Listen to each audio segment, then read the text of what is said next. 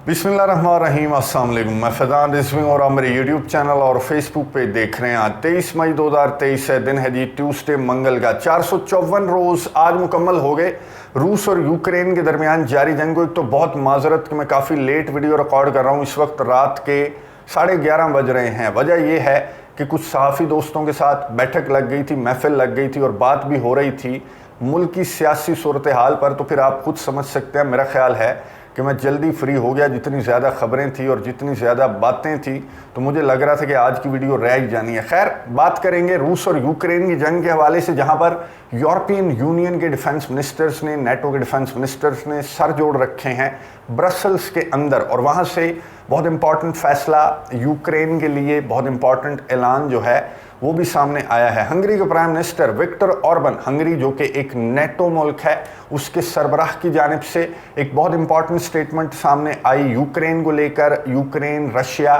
जंग के फ्यूचर को लेकर, और इस पर रद्द अमल भी सामने आ रहा है। ये स्टेटमेंट भी आपके साथ शेयर करूंगा इस वीडियो के अंदर। लेकिन सबसे पहले बात करेंगे कि बिलगोरोद फतह हुआ कि नहीं। गुज़िश्ता वीडियो के अंदर डिटेल के साथ हमारी बात हो रही थी कि यूक्रेन के तकरीबकार ग्रुप ने, वैसे दो ग्रुप्स हैं जिनकी डिटेल सामने आ चुकी हैं, इन्होंने रशिया के बॉर्डरिंग रीजन बिलगोरोद पर हमला कर दिया था। और इनके जो सरबराह हैं उन्होंने वीडियो जारी करते हुए कहा था कि हम बहुत तेज़ी के साथ आगे बढ़ेंगे और हमारी मंजिल है रेड स्क्वायर, यानी कि रशिया के दारुल हुकूमत मॉस्को। अब मैं आपको बता दूं कि दो ग्रुप्स थे, एक तो रशियन वॉलंटियर कोर और दूसरा था फ्रीडम ऑफ रशियन लीजन। ये दो ग्रुप्स थे जिन्होंने रशिया के बॉर्डरिंग रीजन बिलगोरोद के अंदर ये दाखिल हुए। इनके पास टैंक्स भी थे, इनके पास हेलीकॉप्टर्स भी थे, इनके पास आर्मर्ड व्हीकल्स भी थी, और इन्होंने यहाँ पर चढ़ाई स्टार्ट कर दी थी। और फिर यूरोपियन मीडिया, मगरबी मीडिया और यूक्रेन का जो सोशल मीडिया है वो भर गया था। इवन कि मैं आपको बता दूं कि जो आपको मैप नज़र आ रहा है, ये मैप भी जो सोशल मीडिया है उस पर वायरल हो गया कि ये देख लो, जो बिलगोरोद है वो एक अलहदा इलाका बनने वाला है, ये यूक्रेन के साथ शामिल हो जाएगा। इसका झंडा तो ये जो दो ग्रुप्स मैंने आपको बताए, एक तो रशियन वॉलंटियर कोर और दूसरा फ्रीडम ऑफ रशियन लीजन, इनके बाजुओं पर, इनके यूनिफॉर्म्स के ऊपर ये झंडा जो है वो बाकायदा तौर पर बना हुआ था। ब्लू और वाइट कलर का जो फ्लैग है ये बना हुआ था। और इन्होंने इसका फ्लैग जो है, और ये भी कहा कि रेफरेंडम बहुत जल्द होगा बिलगोरोद के अंदर, और बिलगोरोद के अवाम, इन्होंने कहा कि 90 से ज़्यादा % जो हैं हमें मालूम है कि सेपरेशन को पसंद करेंगे, यूक्रेन के साथ शामिल होने को पसंद करेंगे और रशिया को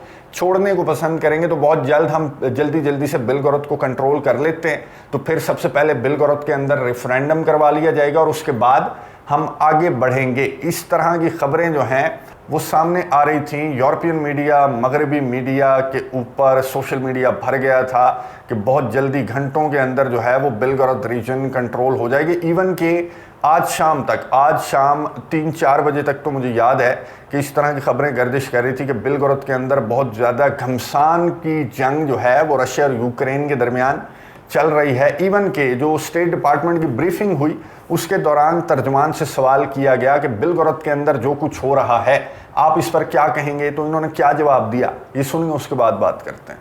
We have made very clear to the Ukrainians that we don't enable or encourage attacks outside Ukrainians' borders. But I do think it's important to take a step back and remind everyone and remind the world that, of course, it is Russia that launched this war. It's Russia that continues to launch attacks on civilians in Ukraine. It's Russia that's targeted schools and hospitals and civilian infrastructure. So it is up to Ukraine to decide how they want to conduct their military operations, but it is Russia that has been the aggressor in this war. गुफ्तगू आपने सुनी state department के तर्जमान की, जिन्होंने कहा कि हम बिल्कुल भी इनकरेज नहीं करते यूक्रेन को कि वो इनसाइड रशिया हमले करे। लेकिन आपको माजी को याद रखना चाहिए, पहले किसने हमला किया था किसके मुल्क के ऊपर। तो ये जो कुछ हो रहा है, according to State Department spokesperson, उन्होंने कहा कि फिर ठीक हो रहा है, यानी कि ये समझ रहे थे कि यूक्रेन ने बड़ी तगड़ी स्ट्रेटजी लड़ाई है और रशिया के ही ग्रुप्स को यूक्रेन ने उतार दिया रशिया के अंदर, ताकि सांप भी मर जाए और लाठी भी ना टूटे, यूक्रेन के ऊपर इल्ज़ाम भी ना आए। चाहे इस ग्रुप के अंदर, ये जो दो ग्रुप्स मैंने आपको बताए, चाहे इनके अंदर यूक्रेन के फ़ौजी हैं, नेटो के फ़ौजी हैं, इनके मर्सनरीज़ हैं, ये किसी को भी पता नहीं लगेगा और हम रशिया के रेड स्क्वायर तक पहुंच जाएंगे। और यूएस भी यही समझ रहा था कि यूक्रेन के सदर की स्ट्रेटजी बड़ी कमाल है कि बखमुत की जंग हारने के बाद यूक्रेन ने रशिया के बॉर्डरिंग रीजन बिलगोरोद पर हमला कर दिया, लेकिन यहाँ पर मजाक नहीं चल रहा था। आज शाम ये खबर सामने आई, रशिया की डिफेंस मिनिस्ट्री के तर्जमान ने कहा कि ऑपरेशन क्लीन अप जो है वो कंप्लीट हो गया है। हमने ये जो 2 ग्रुप्स थे जो कि हमारे बॉर्डरिंग रीजन के अंदर दाखिल हो गए थे, इन्हें हमने मार मार कर वापस भगा दिया है। और इनकी मंजिल तो थी रशिया के दारुल हुकूमत, लेकिन ये अब बैठे हुए होंगे यूक्रेन के दारुल हुकूमत में, यूक्रेन के सदर को दास्तानें सुना रहे होंगे कि हमारे 70-75 जो फाइटर्स हैं वो मारे गए रशिया के हाथों। नुकसान मैं आपको बता दूं कि क्या हुआ। ये जो लड़ाई तकरीबन 1 रात और 1 दिन तकरीबन पूरा ये लड़ाई चलती रही। इसके दौरान 12 जो सिविलियंस हैं वो ज़ख्मी हुए। एक की हलाकत रिपोर्ट की है रशिया की डिफेंस मिनिस्ट्री ने, और डैमेज जो हैं कुछ प्राइवेट हाउसेस हैं 29 के करीब, रशिया की डिफेंस मिनिस्ट्री को मैं कोट कर रहा हूँ, 29 के करीब प्राइवेट हाउसेस को इन्होंने नुकसान पहुंचाया। यहाँ पर ये डाइनिंग करते हुए भी नज़र आ रहे थे जो फाइटर्स थे, और 3 गाड़ियाँ इन्होंने तोड़ दी। बहुत ज़्यादा अच्छा खासा नुकसान जो है इन्होंने कर दिया रशिया के बिलगोरोद रीजन के अंदर। लेकिन बदकिस्मती से ये 3 किलोमीटर्स भी आगे नहीं बढ़ सके। 3 सेटलमेंट्स को कंट्रोल करने का इन्होंने दावा किया था, जिसके बाद रशिया के फौजियों ने इनका सॉफ्टवेयर अपडेट करके इन्हें पैक करके वापस यूक्रेन भेज दिया। लेकिन यूरोपियन यूनियन का, यूरोपियन कंट्रीज़ का, नेटो ममालिक का सॉफ्टवेयर अपडेट नहीं हुआ। नेटो ममालिक का सॉफ्टवेयर बखमुत की जंग हारने के बाद भी अपडेट नहीं हुआ। बिलगोरोद के अंदर ये जो तखरीबकारी वाला हमला था, इसकी नाकामी के बाद भी यूरोपियन कंट्रीज़, नेटो ममालिक का सॉफ्टवेयर अपडेट नहीं हुआ। ब्रसल्स के अंदर इन्होंने सर जोड़े नेटो के डिफेंस मिनिस्टर्स ने, और वहाँ से फैसला ये सामने आया कि ये ममालिक यूक्रेन को $2.2 बिलियन की मजीद मदद इमदाद प्रोवाइड करने वाले हैं, असलहे, गोले बारूद की शक्ल में। नेटो के चीफ स्टोल्टनबर्ग भी यहाँ पर शरीक हुए इस मीटिंग के अंदर, और उन्होंने यहाँ तक कि एक तो यूक्रेन को for as long as it takes मदद इमदाद प्रोवाइड करने का अज़म दोहराया। और दूसरा, नेटो के चीफ स्टोल्टनबर्ग ने कहा कि F-16 प्रोवाइड करने से नेटो को इस जंग का हिस्सा तो नहीं बन जाएगा। F-16 प्रोवाइड करने में कोई हर्ज नहीं है। ये गुफ्तगू सुनिए नेटो के चीफ की, उसके बाद बात करते हैं। Will enable us to then deliver fighter jets at some stage, but also is sending a very clear signal that we are there for the long term, and that Russia cannot wait us out. And President Putin started this war. He can end this war, and we have to remember what this is. This is a war of aggression. Ukraine has the right of self-defense. They are defending themselves, and the right of self-defense is enshrined in the UN Charter. We help Ukraine to uphold that right. That's our right to help them protect UN law, international law, against the war of aggression. That doesn't make NATO and NATO allies party to the conflict, but we are supporting Ukraine to defend themselves against a war of aggression, a brutal invasion by President Putin.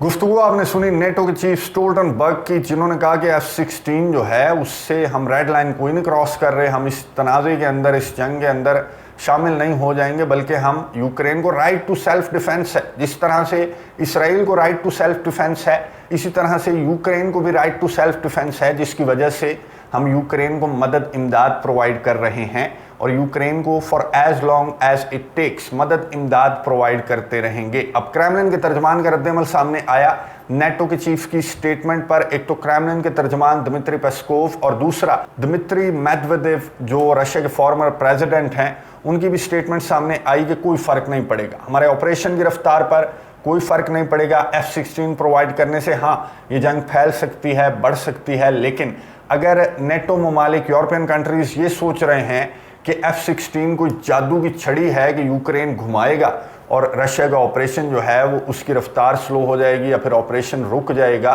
तो NATO ममालिक, European countries की गलत फहमी है। और यही बात की नेटो मेंबर कंट्री हंगरी के प्राइम मिनिस्टर विक्टर ऑर्बन ने एक तकरीब के अंदर वो शरीक थे, जहां पर उनसे सवाल किया गया इस जंग से मुतल्लिक, इसके फ्यूचर से मुतल्लिक। तो विक्टर ऑर्बन ने स्ट्रेट फॉरवर्ड जवाब देते हुए क्या कहा, ये सुनिए, उसके बाद बात करते हैं। My position is that looking at the reality, looking at the figures, looking at the surroundings, looking at the fact that NATO is not ready to send troops, it's obvious that there is no victory for poor Ukrainians on the battlefield.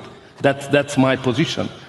Poor Ukrainians cannot win against Russia. ये NATO मुल्क Hungary के सरबराह Victor Orban की statement सामने आई, जिस पर Ukraine के officials के बयानात, इस वक्त जब मैं वीडियो रिकॉर्ड कर रहा हूँ तो उनके बयानात की लाइन लगी हुई है विक्टर ऑर्बन के इस बयान के रद्द-ए-अमल में। लेकिन मेरी अंडरस्टैंडिंग के मुताबिक पूरी दुनिया को समझ आ रहा है विक्टर ऑर्बन की बात बिल्कुल दुरुस्त है कि अगर नेटो इस जंग में नहीं उतरता और यूक्रेन को हम यूं ही मदद इमदाद प्रोवाइड करते रहते हैं तो आने वाले 10 साल भी प्रोवाइड करते रहें तो कोई फ़र्क नहीं पड़ने वाला। रशिया को, पूरे यूक्रेन रशिया को शिकस्त नहीं दे सकता। इसलिए बेहतर यही है, इन्होंने मशवरा दिया, अमेरिका और रशिया को मशवरा देते हुए विक्टर ऑर्बन ने कहा कि जो भी आपके सिक्योरिटी कंसर्न्स हैं वो आप दोनों के होंगे, बैठकर उन सिक्योरिटी कंसर्न्स को तय कर लें और यूरोप को एज शोल्डर अमेरिका जो है वो इस्तेमाल करना बंद कर दे। और ये बात विक्टर ऑर्बन ने कहा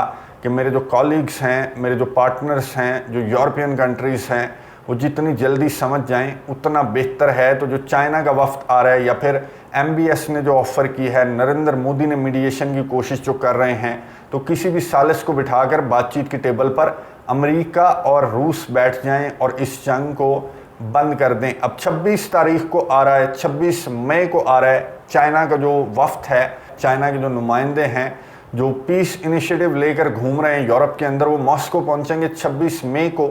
अब मॉस्को की जानिब से क्या स्टेटमेंट सामने आती है मैं आपको बता दूं। मॉस्को कहेगा कि हम बातचीत के लिए मुकम्मल तौर पर तैयार हैं, लेकिन अगर हमारे कंसर्न्स को भी सुना गया और ये तमाम इलाके हमें छोड़े गए। इस पर रद्द-ए-अमल अमेरिका, बरतानिया, नेटो मालिक यूक्रेन का क्या होगा वो भी आपको बहुत अच्छी तरीके से मालूम है। और इस तरह की नाकामियों के बाद, बखमुत की जंग के अंदर, बिलगोरद के अंदर, इस तरह की नाकामियों के बाद भी ना ही यूक्रेन का सॉफ्टवेयर अपडेट हो रहा है। यूक्रेन तो खैर ढीठ बना हुआ है, न बखमुत में अपनी हार को तस्लीम किया यूक्रेन ने। आज भी यूक्रेन की जो डिप्टी डिफेंस मिनिस्टर हैं उनकी स्टेटमेंट सामने आई कि अभी भी हम बखमुत के अंदर, हमारी स्मॉल पॉकेट्स मौजूद हैं और हम बखमुत के अंदर डटे हुए हैं। मतलब इतनी ज़्यादा अजीबो गरीब सी स्टेटमेंट्स कि आपके सदर ने एडमिट कर लिया कि बखमुत सिर्फ हमारे दिलों के अंदर बसता है।